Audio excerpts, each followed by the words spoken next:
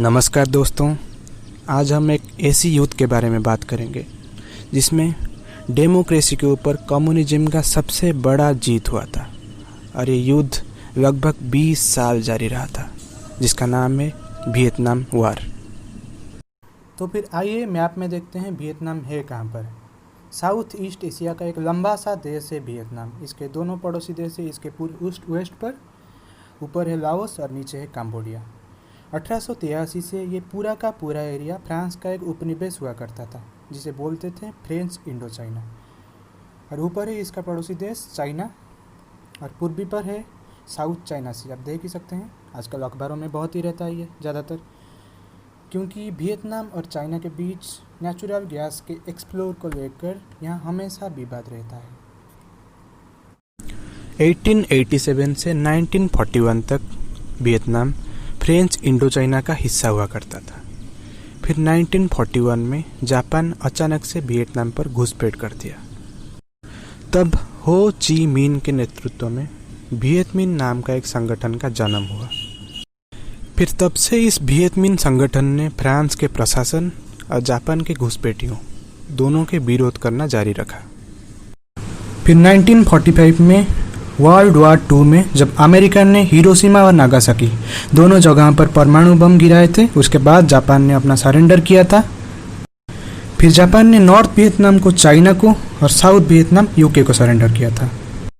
जब world war 2 में France, UK और चाइना तीनों एक ही तरफ से थे, तब फ्रांस ने ये जवाब रखा कि जबकि वियतनाम पर 60 साल से हमारा ही राज चल रहा है, तब क्यों ना वियतनाम को फिर से हमें ही दे दिया जाए। फिर इसके बाद वियतनाम फिर से फ्रेंच इंडो चाइना का एक हिस्सा बन गया। फिर 1946 से 1954 तक वियत मिन का फ्रेंच आर्मी के साथ युद्ध जारी रहा और 1954 में वियत मिन का जीत हुआ। 1954 में जेनेवा अकॉर्ड के तहत ये विचार हुआ कि वियतनाम को 17 डिग्री लैटिट्यूड में दोनों हिस्सों में बांटा जाएगा। एक है नॉर्थ वियतनाम और दूसरा है साउथ वियतनाम।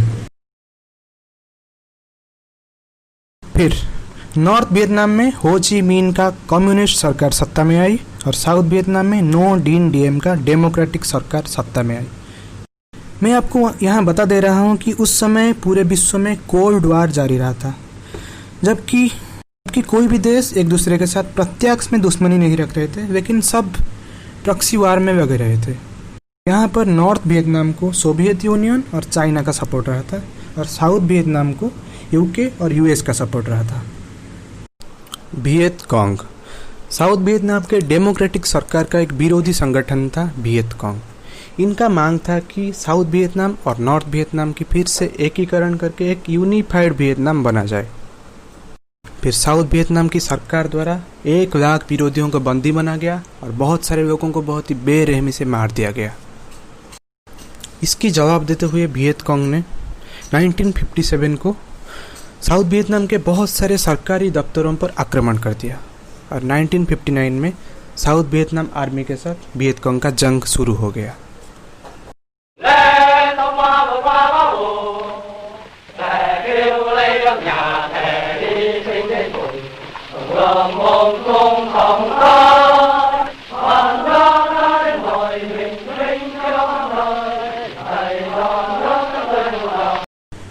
फिर 1961 को यूएस के प्रेसिडेंट JF कैनेडी ने साउथ वियतनाम को अपना एक एडवाइजरी टीम को भेजा।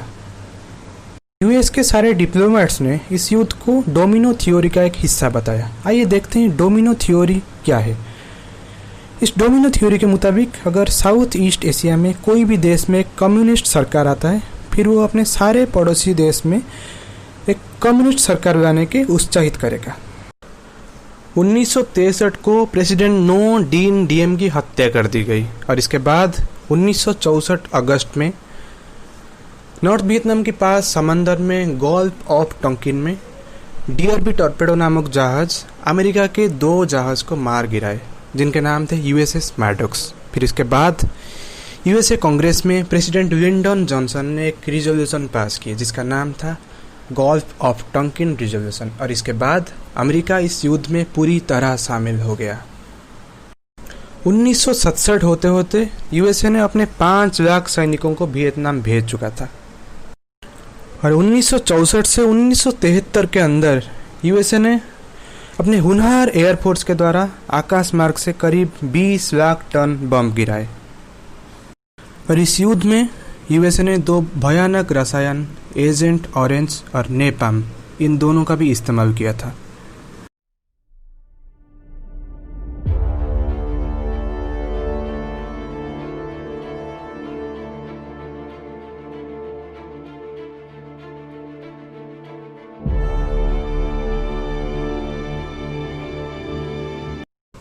इस युद्ध में कोई निर्धारित युद्ध भूमि नहीं था।